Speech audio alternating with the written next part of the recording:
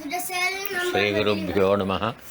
ಶ್ರೀ ಪರಮಗುರುಭ್ಯೋ ನಮಃ. ಶ್ರೀಮದ್ ಆನಂದತೀರ್ಥ ಭಗವತ್ಪಾದಾಚಾರ್ಯೇಭ್ಯೋ ನಮಃ.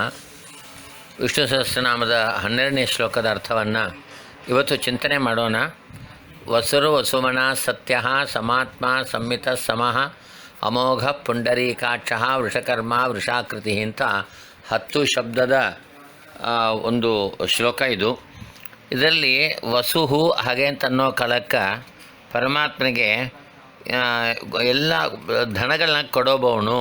ಅವನ ಹತ್ರ ಇದ್ದ ಧನ ಹೇಗೆ ಅಂತಂದರೆ ಅವನಿಗೆ ಆಗಿಲ್ಲ, ಅವನಿಗೆ ಅದು ಬೇಕಾಗಿಲ್ಲ.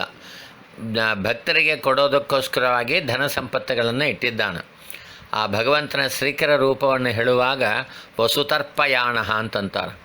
ಅಂದರೆ ಇನ್ನೊಬ್ಬರಿಗೆ ಕೊಡಬೇಕಾದ ಧನಗಳನ್ನು ಇಟ್ಟುಕೊಂಡವನು, ಇನ್ನೊಬ್ಬರಿಗೆ ಕೊಡುವ ಧನಗಳನ್ನು ಇಟ್ಕೊಂಡಿರೋನು ಅಂತ ಅರ್ಥ ಒಂದು.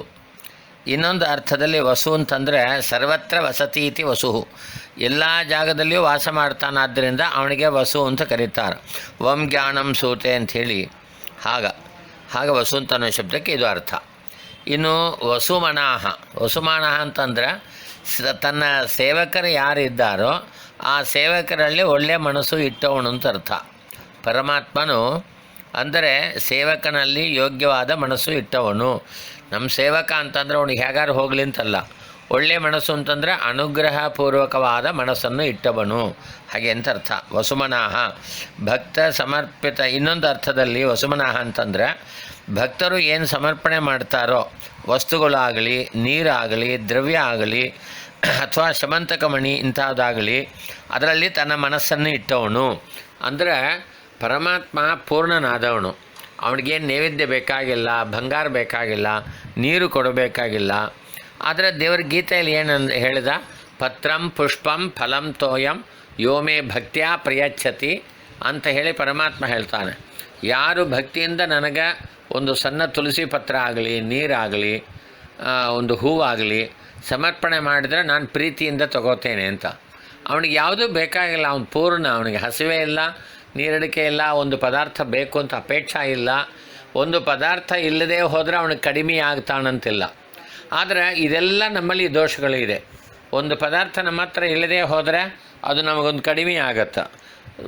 ಯಾವುದೇ ಒಂದು ಗುಣ ಇಲ್ಲ ಅಂತಂದರೆ ನಾವು ಕಡಿಮೆ ಆಗ್ತೇವೆ. ದುಡ್ಡು ಇಲ್ಲ ಅಂತಂದರೆ ಕಡಿಮೆ ಆಗ್ತೇವೆ. ಪದಾರ್ಥ ಬೇಕು ಅಂತ ಅನ್ನೋ ದೋಷ ನಮ್ಮಲ್ಲಿ ಇದೆ. ಅವನು ನಿರ್ದೋಷನಾದಿದ್ದರಿಂದ ಇದು ಏನೂ ಬೇಕಾಗಿಲ್ಲ. ಆದರೆ ದೇವರು ಹೋಗಿ ಸಮರ್ಪಣೆ ಮಾಡಿದಾಗ, ಭಕ್ತರು ಸಮರ್ಪಣೆ ಮಾಡಿದಾಗ ಅದನ್ನು ಸಂತೋಷದಿಂದ ತಗೋತಾನಂತ. ರಾಮಾವತಾರದಲ್ಲಿ ಒಬ್ಬ ಮುದುಕಿ ಹಣ್ಣು ತೊಗೊಂಡು ಹೋಗಿ ದೇವರಿಗೆ ಸಮರ್ಪಣೆ ಮಾಡಿದ್ದಾಳೆ. ಆಮೇಲೆ ಕೃಷ್ಣಾವತಾರದಲ್ಲಿ ಒಬ್ಬಳು ಗಂಧವನ್ನು ಸಮರ್ಪಣೆ ಮಾಡಿದ್ದಾಳೆ, ತುಳಸಿಯನ್ನು ಸಮರ್ಪಣೆ ಮಾಡಿದ್ದಾರೆ. ಯಾರು ಇದಿಲ್ಲ, ಅವನಿಗೇನು ಬೇಕಾಗಿಲ್ಲಲ್ಲ, ನನಗೇನು ಬೇಗ ಹೋಗು ಅಂತ ನಾವು ಹೇಳಿಲ್ಲ. ಭಕ್ತರು ಕೊಟ್ಟಿದ್ದಾರೆ ಅಂತಂದ ಮೇಲೆ ಸಂತೋಷದಿಂದ ತಗೋತಾನೆ. ಅದಕ್ಕೆ ವಸುಮನಾಹ ಅಂತ ಪರಮಾತ್ಮನನ್ನು ಕರೀತಾರಂತ. ವಸುರು ವಸುಮನಾಹ. ಆಮೇಲೆ ಸತ್ಯ ಅಂತನ್ನುವ ಸಜ್ಜನರಿಂದ ಸದ್ಗುಣಗಳನ್ನು, ಅಂದರೆ ವಿಷ್ಣು ಸರ್ವೋತ್ತಮತ್ವ, ಶಾಸ್ತ್ರ ವಿಚಾರದಿಂದ ದೇವರು ಸರ್ವೋತ್ತಮ ಅಂತ ತಿಳಿತಾರಲ್ಲ, ಅಂಥ ಸದ್ಗುಣವನ್ನು ಕೊಡುವವನು ಅಂತ ಅರ್ಥ. ಸತ್ಯ ಅಂತಂದರೆ ಸದ್ಭ್ಯ ಸದ್ಗುಣ ಪ್ರಾಪಯಿತ, ಸಜ್ಜನರಿಗೆ ಒಳ್ಳೆಯ ಗುಣಗಳನ್ನು ಹೊಂದಿಸುವವನು. ಆದ್ದರಿಂದ ಪರಮಾತ್ಮನಿಗೆ ಸತ್ಯ ಅಂತ ಕರೀತಾರೆ. ಇನ್ನೊಂದು ಸದ್ಭಾವಂ ವ್ಯಾಪಯತಿ, ಒಳ್ಳೆಯ ಭಾವನೆಯನ್ನು ಕೊಡ್ತಾನೆ ಪರಮಾತ್ಮ. ಆದ್ದರಿಂದ ಪರಮಾತ್ಮನಿಗೆ ಸತ್ಯ ಅಂತ ಹೆಸರು. ಆಚಾರ್ಯರು ಹೇಳುವಾಗ ಯದ್ಭಾವಂ ತದ್ಭವತಿ ಅಂತಂತಾರೆ ದೇವರ ವಿಷಯದಲ್ಲಿ.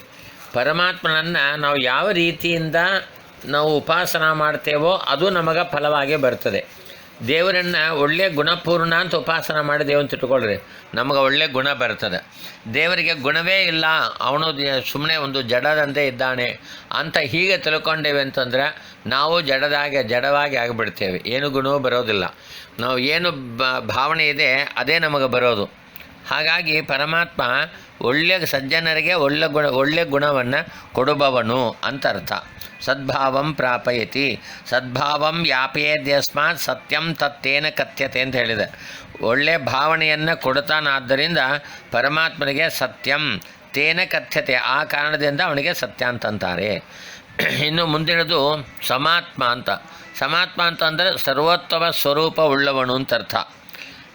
ಸಮಾತ್ಮ, ಸಮೀಚೀನವಾದ ಆತ್ಮ, ಒಳ್ಳೆಯ ಆತ್ಮ, ಸರ್ವೋತ್ತಮ ಅಂತ ಅರ್ಥ.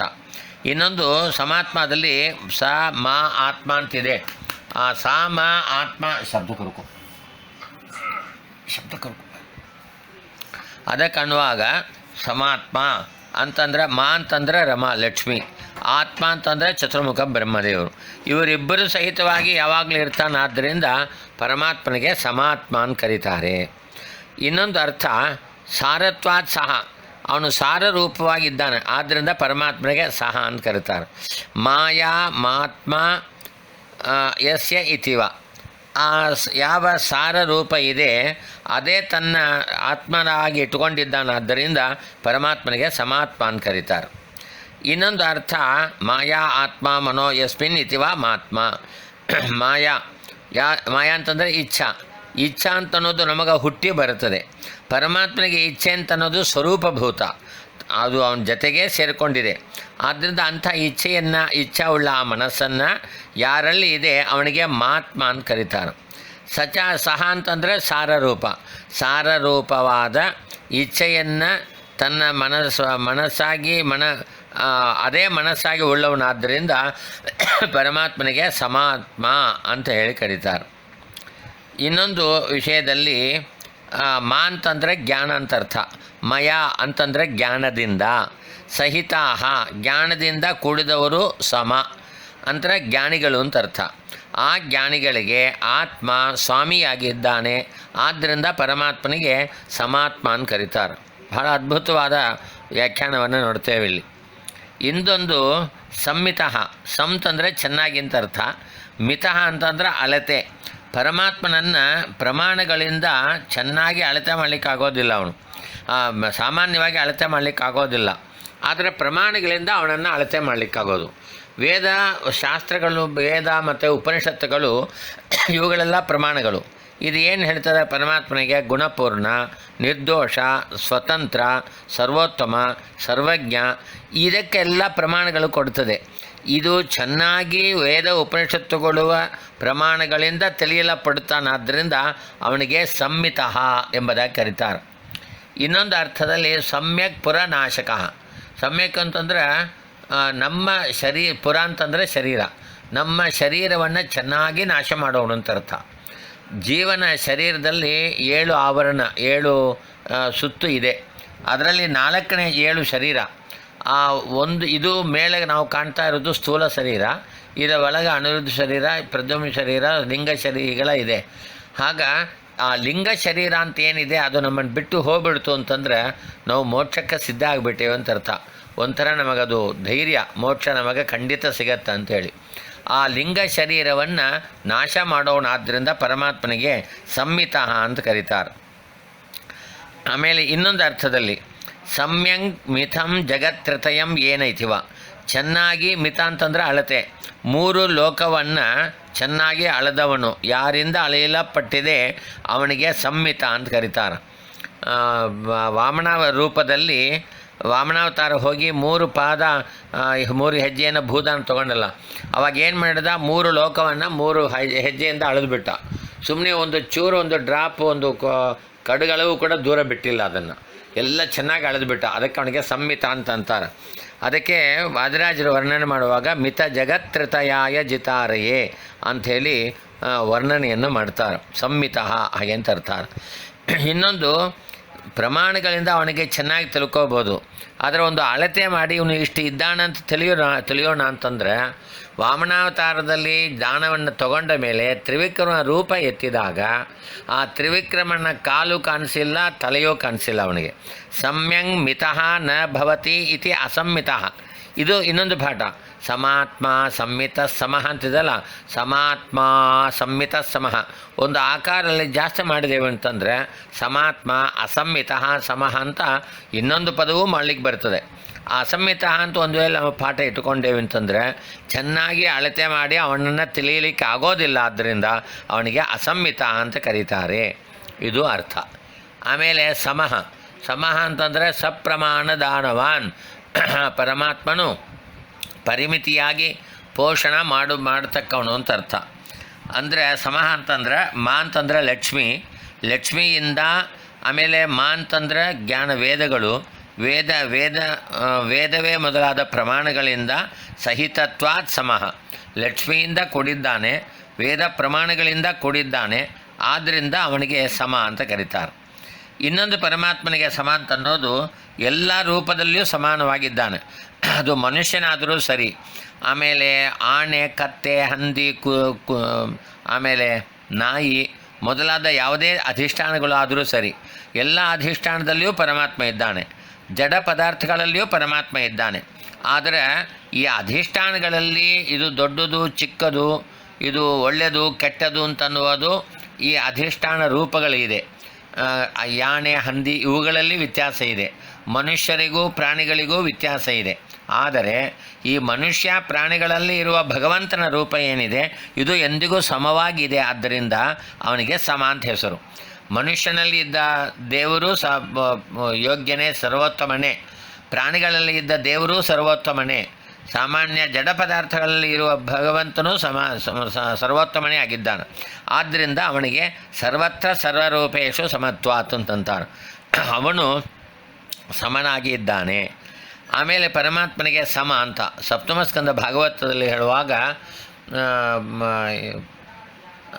ಸುಹೃದ್ ಬ್ರಹ್ಮನ್ ಪರೀಕ್ಷಿತ್ ರಾಜ ಒಂದು ಪ್ರಶ್ನೆಯನ್ನು ಮಾಡ್ತಾರೆ.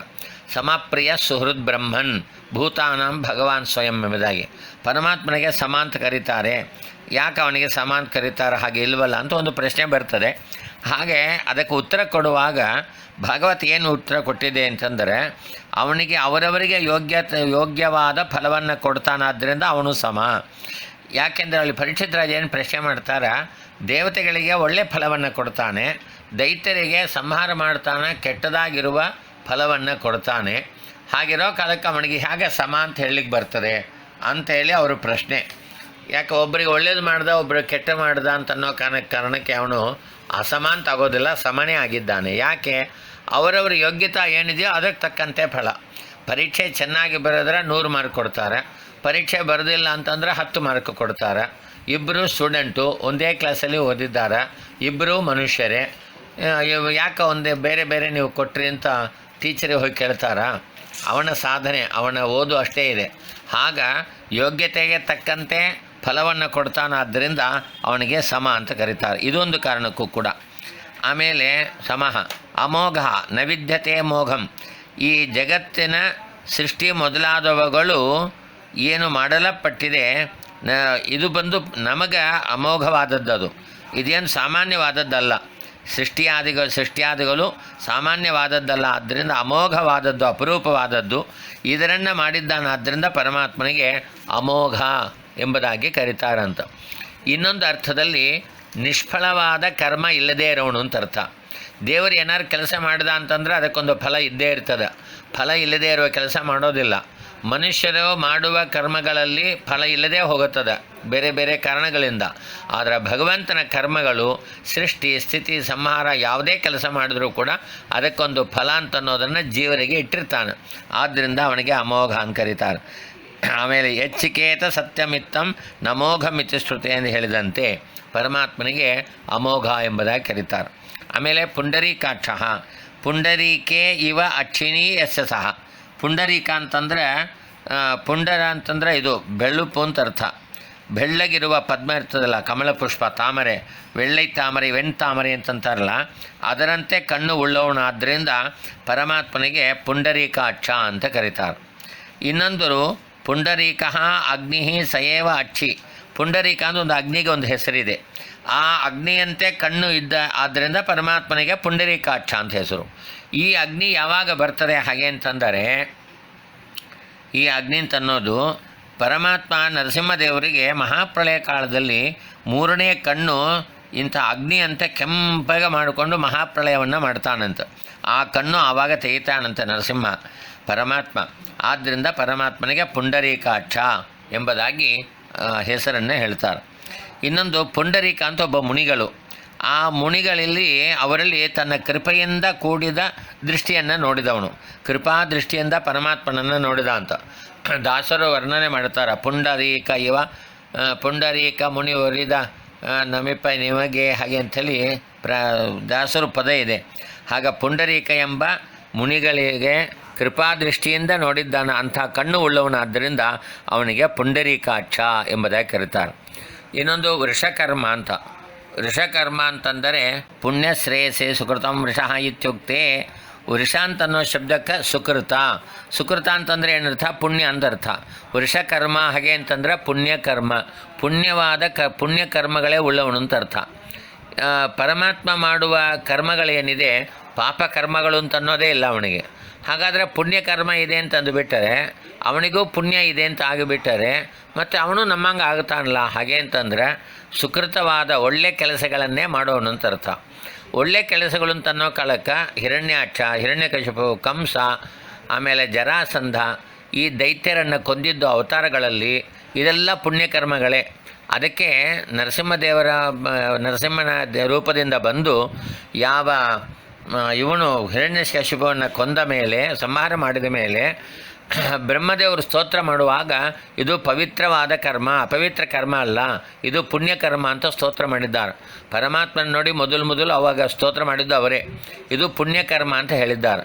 ಈ ಅಭಿಪ್ರಾಯದಲ್ಲಿ ಪರಮಾತ್ಮನಿಗೆ ವೃಷಕರ್ಮ, ತನ್ನ ಭಕ್ತರ ಸ್ವಭಕ್ತ ಶ್ರೇಷ್ಠಕಾರಿ, ತನ್ನ ಭಕ್ತರಿಗೆ ಶ್ರೇಷ್ಠವಾದದ್ದು ಎದೆಯೋ ಯಾವುದೋ ಅದನ್ನೇ ಮಾಡ್ತಾನೆ ಪರಮಾತ್ಮ. ನಾವು ತಿಳ್ಕೊಂಡಿದ್ದೇವೆ ಹೀಗೆ ನನಗೆ ಇದು ಬಂದರೆ ನಾನು ಸುಖವಾಗಿರ್ತೇನೆ ಅಂತ. ಆದರೆ ಅದು ಬಂದರೆ ನನಗೆ ಕಷ್ಟವಾಗತ್ತಂತ ನನಗೆ ತಿಳಿಯೋದಿಲ್ಲ, ಸರ್ವಜ್ಞನಾದ ಭಗವಂತನಿಗೆ ತಿಳಿತದೆ.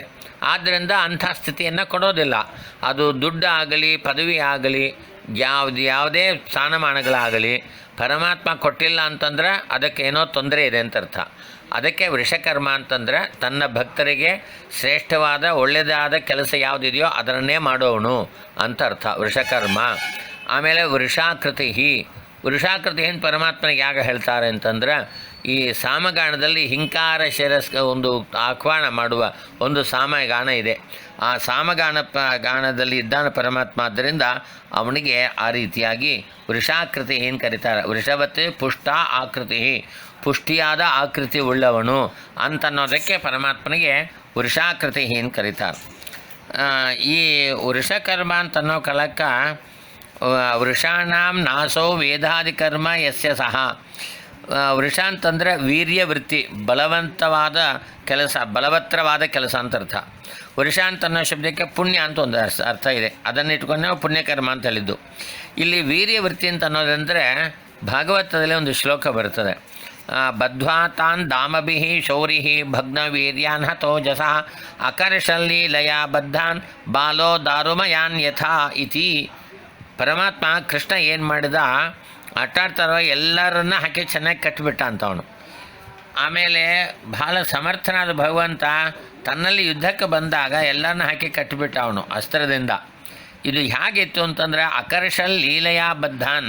ಭಾಳ ಈ ಸಣ್ಣ ಮಕ್ಕಳು ಒಂದು ಕಟ್ಟಿಗೆ ಬೊಂಬೆ ಏನಾರಿದ್ರೆ ಒಂದು ಹಗ್ಗ ಇಟ್ಕೊಂಡು ಕಟ್ಟುತ್ತಾರಲ್ಲ, ಅದೇನು ಶ್ರಮ ಪಡ್ತದ? ಏನಿಲ್ಲ, ಶ್ರಮವಿಲ್ಲದೆ ಹಂಗೆ ಕಟ್ಟುತ್ತದೋ ಆಗ ಪರಮಾತ್ಮ ಕೃಷ್ಣ ಭಾಳ ಲೀಲಾಜಾಲವಾಗಿ ಆ ಕೆಲಸವನ್ನು ಮಾಡಿದಾನ.